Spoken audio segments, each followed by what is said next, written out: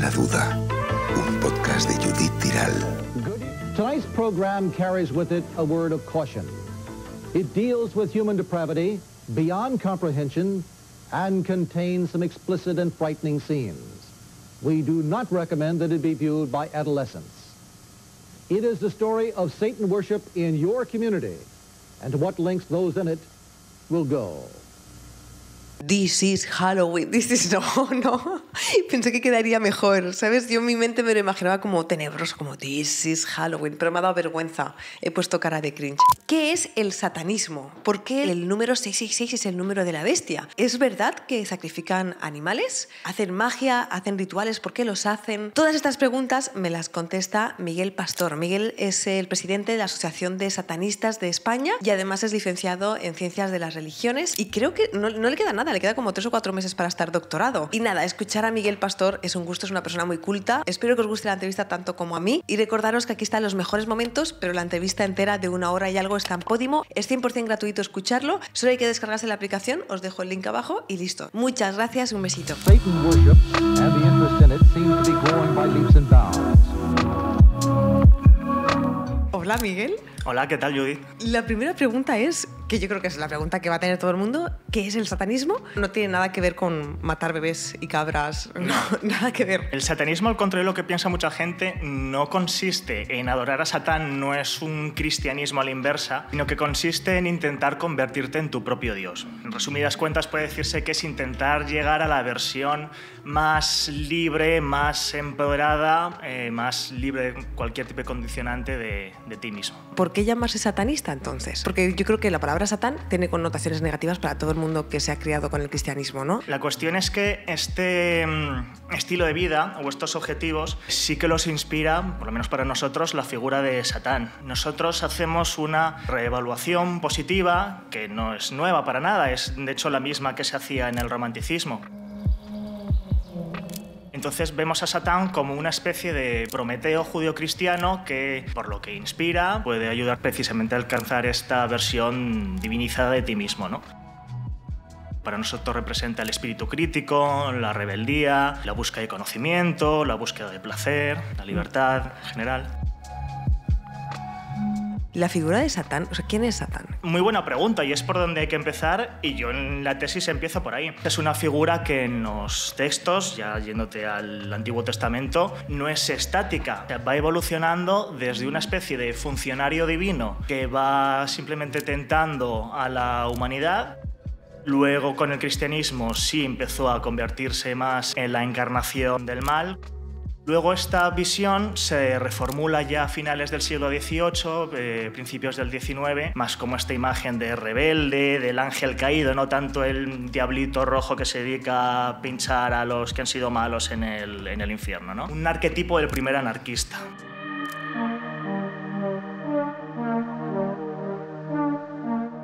Hay cosas que tenía preguntas, pero era más a nivel de iconografía, de historia del arte, que siempre me he preguntado y nunca me he parado de buscarlo. ¿Por qué el 666 es la marca de la bestia? Aquí hay varias interpretaciones. Ahora mismo la más asentada es que, contexto en el que nació el cristianismo, cuando hablábamos de judio-cristianos, no dejaba de ser un movimiento escindido del judaísmo con un carácter nacionalista opuesto a la oposición romana. A los romanos les parecía muy bien todo lo que tú creíses, pero aquí al emperador se le adora sí o sí cuando toque. Claro, desde este punto de vista del Dios único y verdadero, eso choca. Y buena parte de la persecución que hubo a los cristianos era por no rendir el correspondiente culto imperial. Entonces, la teoría es que en griego lo que pasa es que los números se escriben con letras. Entonces, cuando descompones eso en letras, la suma de la equivalencia que tendrían todos los caracteres, el 666 te sale Domitia Cais, que es una abreviatura de César Domiciano,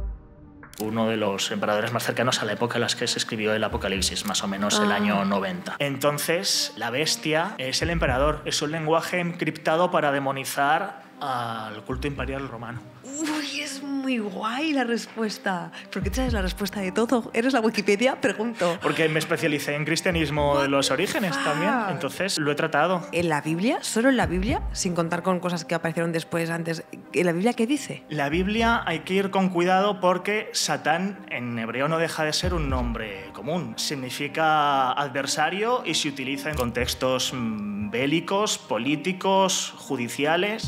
Está en todas partes. Se refiere a personas. Lo que pasa es que después ya se empieza a hablar de el Satán con mayúscula. El que conocemos. Sí. Pero luego, ¿veneráis la figura de Satán también? No hay adoración. No es una relación tan vertical como la que podría tener un cristiano, un musulmán o un judío. Intento muchas veces explicar que satanismo no es demonolatría. Claro, aquí tú eres tu propia divinidad, no tienes una divinidad por encima de ti. ¿Se considera religión? Que no se dé esta adoración yo creo que no es un requisito. Muchos satanistas, de hecho, a mí me dicen, yo lo considero más una filosofía que una religión. Yo creo que esto viene de cierto complejo, porque cuando se oye la palabra religión uno piensa pues sobre todo en las religiones abrahámicas y luego como añadido hinduismo, budismo, etc. No deja de ser, vale, sí, una filosofía, pero cuyos autores principales en algunas de sus obras también tienen recetas de bodas, de funerales, por ejemplo. Digo recetas porque son muy abiertos, en general, todos los rituales. El satanismo en realidad es casi como un sistema para que tú conformes tu propio sistema.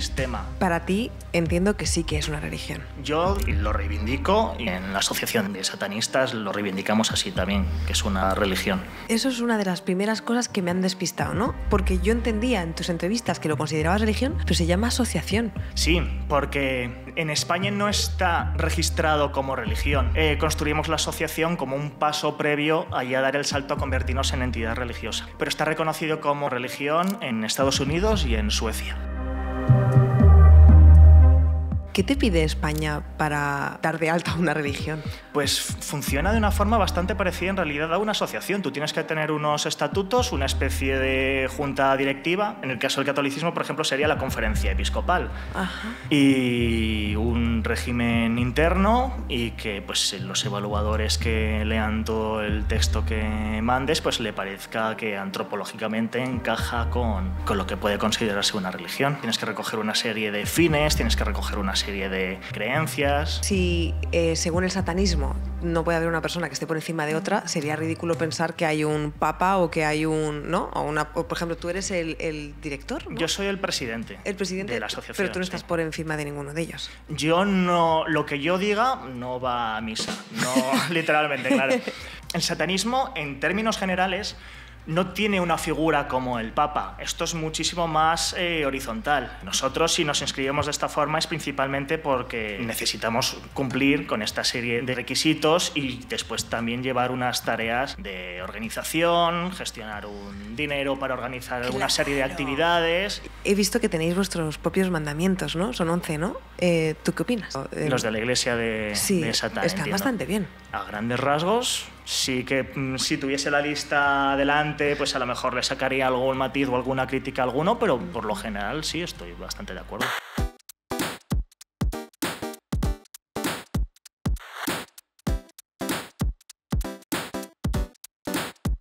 A mí, durante mis 20s, me lo he pasado muy bien porque yo partía de la idea de que la vida es absurda. En plan de nada tiene un significado, nada tiene un porqué, entonces me lo voy a pasar lo mejor que pueda porque mi existencia es absurda. El caso es que en mis 30s empecé estando muy, muy, muy deprimida precisamente porque no le había un significado a nada. Entonces, y el carácter tan divertido que lo veía a los 20, de repente ya no. Era en plan, ¿por qué estoy viviendo si es que no le encuentro un significado? Es un poco... Nada tiene sentido. No tiene sentido.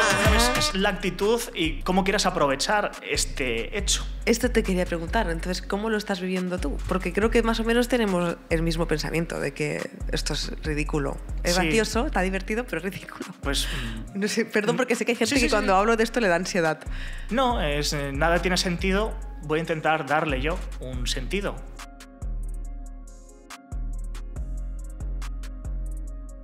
Yo, tal y como entiendo el satanismo, es gente que se basa, yo diría que en la ciencia y en saber que la vida está aquí, que solo hay una vida, disfrútala, pero... Entonces, leyendo eso, luego he visto que también en el satanismo hacen rituales, hacen magia, entonces me ha estallado la cabeza, he pensado, pero no eran científicos, quiero decir... Pero ¿cómo casa esto? ¿O cómo casa con gente ateísta dentro del satanismo, porque muchas veces se habla de distinciones entre satanistas, teístas, ateístas, agnósticos. Lo de los rituales, Anton LaVey, que es el primero que empezó a teorizar sobre esto, él mismo utiliza el término de psicodrama.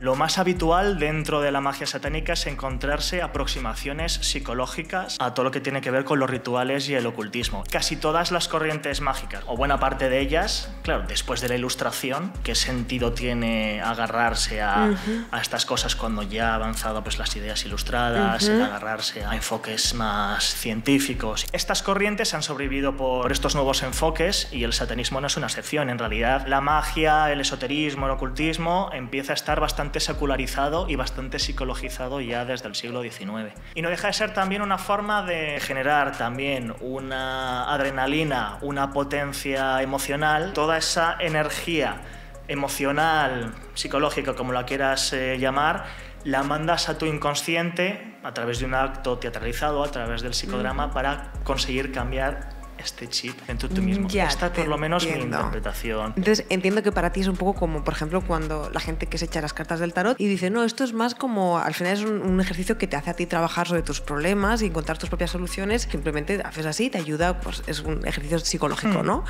Sí, es como ponerte un espejo delante. Vale. Es un ejercicio introspectivo. Vale. Va un poco por ahí. Pero yo había entendido que la gente que practica el satanismo hace magia negra.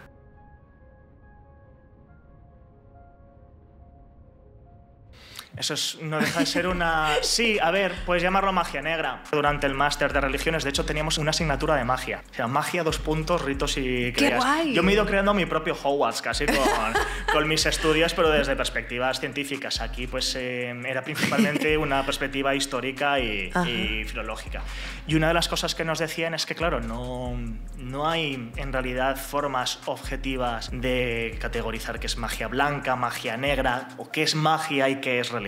Como que el bien y el mal es muy subjetivo, ¿no? No tanto que el bien y el mal sea subjetivo, es que el punto de vista del que lo lanza, la justificación, sí que puede ser más subjetiva. Tengo una pregunta ahora mismo escuchándote. Sí. Entonces, ¿tú sí crees en la magia y en los rituales? Yo he hecho rituales. ¿Me puedes explicar cómo es? Pregúntame y si quieres te voy desarrollando, porque lanzar esa pregunta sin términos generales es... Vale. Sí.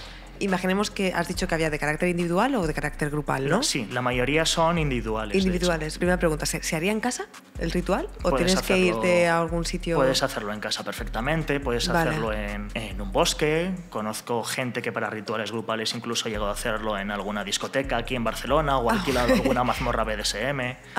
Cool. Porque por la estética, los colores, la iluminación le puede parecer más sugestivo. Incide tanto el satanismo en la libertad individual, tú tienes que recurrir a lo que te resulte más sugestivo. Sí, la mayoría de los rituales yo los he hecho en mi habitación, en el suelo o delante de una mesa, de un altar que voy montando y desmontando. ¿Te molesta que te esté preguntando esto? No. Es que a mí me encanta saber. Imaginemos uno de los rituales que hayas hecho. Tienen un objetivo, o sea, tú haces un ritual para pedir algo. Siempre tiene que haber un objetivo, pero no sería para pedir algo. Nosotros insistimos mucho en aceptar la responsabilidad de tus acciones. Eso implica que lo que hagas bien y lo que hagas mal no puedes responsabilizar a otra entidad. ¿Podemos poner un ejemplo? Un ritual que hayas hecho en plan, pues lo he hecho con el objetivo de... Por ejemplo, rituales con el objetivo de que mi actitud cambiara de cara a una situación en particular durante el periodo de tiempo que sea. Y yo sí que lo notaba. Cuando estaba en la situación en la que era importante eso, inconscientemente sí que brotaba esa parte de mí, digamos, que quise reforzar y de verdad funcionó bastante bien. Era una situación en la que digo, vale, tengo que tener mucha seguridad, tengo que mostrarme confiado, tal, ser incluso un poquito arrogante. Por ejemplo, un momento que vino un coche a toda velocidad por la calle, yo estaba en un paso de cebra y en otras circunstancias habría estado con más calma para que pasase, pero yo lo que hice fue pasar como si nada y pues, hacer gesto de ¿qué pasa? ¿De qué vas? ¿Sabes? Y es como, uy, esto yo no lo habría hecho normalmente. En la comparación que hace, de hecho, uno de los autores teístas, de hecho, o sea, esta persona creía en Satán como una entidad real, de cómo funciona la magia. Dice que funciona igual que la pluma de Dumbo. Cuando coge la pluma y siente que puede... Y le dicen que es una pluma mágica, que puede volar gracias a ella. Y él en realidad puede volar gracias a ella, pero por el cambio psicológico que la pluma ha provocado encima del Esto humo. Es lo que te quería Esta es la decir. aproximación psicológica Claro. a la magia. Yo lo que entiendo, desde fuera, y con todo el respeto, es como, no deja de ser como una meditación en la que tú te estás convenciendo de quiero hacer este cambio y luego psicológicamente puedes hacerlo. Entonces tú le llamas ritual y magia, pero no, puede ser así o me estoy metiendo la pata. Sí, va bastante por... Ah, vale. Va por ahí, completamente. Vale, pero tú en tu caso, Miguel, ¿esto lo llamarías magia o lo llamarías que tú te has concienciado con algo y has hecho el cambio y te ha ayudado este ritual a la hora de hacerlo? Yo sé que es una creación cultural, una idea de un autor que puede tener una tradición por cómo ha ido evolucionando la historia de Occidente y de una serie de grimorios, una concatenación de influencias. Y yo sé que estoy trabajando con la definición que aquí se tiene de magia. Igual que cuando te he explicado qué es Satán, pues claro, objetivamente es esto. La magia objetivamente sé que no es la definición que se le suele dar, vale. pero Te entiendo, es la que te nosotros usamos.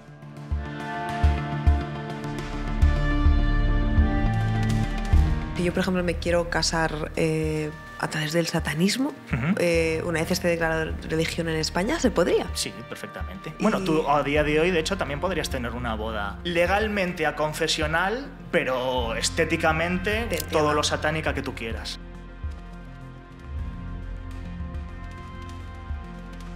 ¿Y cómo sería una boda satánica? Como te haga ver, claro. En este sentido, pues no hay ningún problema respecto a matrimonio homosexual. Te quería preguntar entonces, ¿por qué tiene tanta mala fama el satanismo? O sea, ¿por qué yo juntaba satanismo con hacer rituales en los que se sacrifican bebés? O sea, ¿por qué? Supongo que en una cultura abrámica, ya da igual que sea cristiana, musulmana, etc., no dejas de estar, claro, trabajando o inspirándote en una persona que desde estos puntos de vista representan al mal absoluto, ¿no? Entonces, estas confesiones atribuyen al satanismo o a los satanistas lo que consideran más horrible. Y esto, yo por ejemplo, que he hecho un análisis histórico, cómo han ido cambiando las diferentes atribuciones, lo de los bebés ha estado siempre ahí. Esto también con paganos o con algunos grupos gnósticos, antes de que el satanismo existiese como un movimiento ya asentado, ininterrumpido en el tiempo, organizado y demás. Lo de los bebés es un clásico porque, claro, no dejan de ser como criaturas inocentes, pues es especialmente sensible, ¿no? Lo de los animales no ha estado siempre allí, tema de sacrificios de animales. Eso es algo mucho más moderno, porque en época medieval, por ejemplo, no había la misma sensibilidad hacia los animales. In a matter of days, 8 of them will fall victim to a cult of Satan worshippers. And what is left behind is perhaps the most visible sign yet of what is becoming an expanding phenomena. Para un satanista, ¿qué hay después de la vida? Pues eso dependerá de a qué satanista le preguntes. Para ti entonces, Miguel, ¿dónde estaría el límite de tu libertad? Es una buena pregunta. Supongo que en intentar no causar ningún perjuicio en nadie que considere que no se lo merezca. ¿Qué consideres que no se lo merezca? Claro, es que leyendo los 11 mandamientos había uno que ponía: si alguien está en tu zona o en tu hogar y se porta mal contigo, le puedes hacer tanto daño como desees. Algo así era. Lo estoy inventando, pero era más o menos así. Compórtate con respeto. Algo como si te faltan al respeto en tu casa. Casa no es casa literalmente, ¿sabes? Destruyeros, algo así. A la B también le gustaba mucho este lenguaje, precisamente para ser llamativo también. Para lo bueno y para lo malo, solemos tratar a la gente con reciprocidad, o solemos abogar por eso. O por lo menos criticamos la postura de poner la otra mejilla. ¿Existen los pecados dentro del satanismo? Anton LaVey en su momento, como jugaba un poco a hacerla de la inversa, por llamar la atención en el contexto en el que estaba, sí que desarrolló pues una lista de pecados satánicos, donde estaba, por ejemplo, la estupidez, no ser consciente un poco de qué consecuencias pueden tener las cosas que hace, la falta de estética, el autoengaño. Si una persona para él pecaba, un satanista pecaba, luego ¿cómo tenía que redimirlo? No funciona de la misma manera. Era ni pecado, ni culpa, ni vergüenza. Para hacerte la última pregunta y acabar el episodio del podcast, es una pregunta que le hago a todo el mundo, que es si tú tuvieras un hijo o una hija y estás ahí en tu lecho de muerte en los últimos segundos y te dicen, ¿le puedes dar solo una lección, algo que hayas aprendido? y que solo le puedes decir eso antes de morir, ¿qué le dirías? Una de las cosas que le diría, probablemente le diría más, es no dejes que nadie te determine y cuestiónalo todo. Hay gente que a mí me ha dicho alguna vez, es que ¿cómo podemos avanzar si estamos todo el rato cuestionando las cosas? Yo pienso que es más bien al revés. ¿Cómo avanzas? ¿Cómo sales de tus errores? ¿Cómo caes en la verdad de lo que, ya te digo, en lo que te apetece hacer, en la realidad de las cosas, si no lo cuestionas absolutamente todo? Claro, ocurre que es mucho más fácil de construir que construir, ¿no? Qué gusto de entrevista, me lo he pasado teta. Yo también. Yo he aprendido muchísimo y muchas gracias, Miguel, de verdad. Gracias a ti por invitarme, cuando quieras. Hasta aquí la entrevista de hoy, espero que os haya gustado tanto como a mí. Recordaros que podéis escuchar la versión entera en Podimo, en la aplicación, es 100% gratuito, os dejo el enlace y muchas gracias, chicos. Os quiero un montón, gracias por ver la entrevista. Adiós. Suddenly, the world I used to know, I see it differently. You woke me from a dream, now here's reality.